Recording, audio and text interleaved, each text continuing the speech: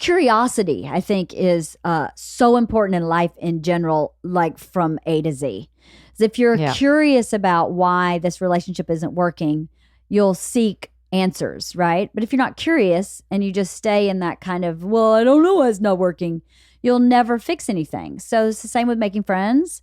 It's the same with having these bite-sized conversations. If you're not curious about how this would affect your relationship with your child, there's no motivation to do it. To find some way, I say this to my kids all the time, find some way to engage in your own curiosity. And if you can really tap into being curious, you'll always be learning, which is what you're supposed to do your whole life. Until you die, you're supposed to be learning, I think, anyway. Yeah. And if not, wouldn't you be bored? Wouldn't you be bored stiff if you just kind of went through every day not learning or not being curious about something?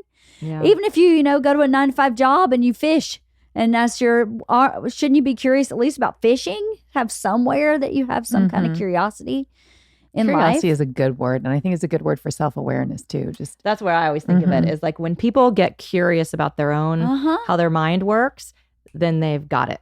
Because once you can witness yourself without judging, just being like, oh, wow, I'm going down that rabbit hole again. Right. Now you've got your power.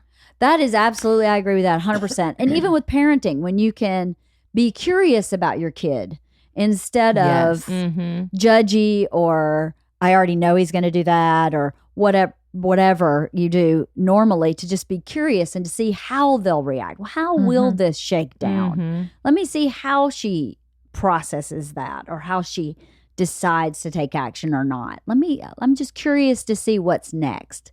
Yeah. I'm curious to know what she'll say when I ask her, did you turn your homework in today?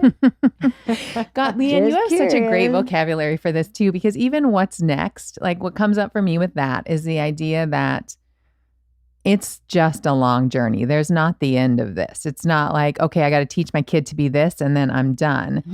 And likewise, your kids are always going to have some other opportunity in front of them, some other what's next. And so I think so often there's like just this anxiety about getting your kids to a place, like getting them to the school or getting them to college or getting them wherever. But really, it's about giving them the tools to always be able to do whatever it is that's next. I think in that's a lot of right. ways. And to not give them the illusion that you're ever done. Yeah. Right. I say that to my kids all the time. I learned something today. And guess what? I'll learn something tomorrow. And you're never done. I am not the same person I was in my 30s. And that person wasn't the same person as I was in my 20s. They're all built upon, right? So you can't believe that at 18, that's who you are, because that's absolutely not, it's not possible for that to be true. You haven't experienced so many things in your life. So, I mean, I say this to them too. I got married with no roadmap. Both parents divorced. Mom divorced 6 times. So that's a lot of times. Yeah, borderline personality disorder. Hi. So I had no roadmap. I had no way of knowing. So how did I approach marriage? With a lot of curiosity. How does this work? How am I supposed to be in this relationship? When do I speak up and when do I not? How will this last forever? I think so, but I don't have any example of that. So how do I make that last forever? How do I take care of myself so that I make sure this goes on? To have them apply that to their job or to their friend, or anything.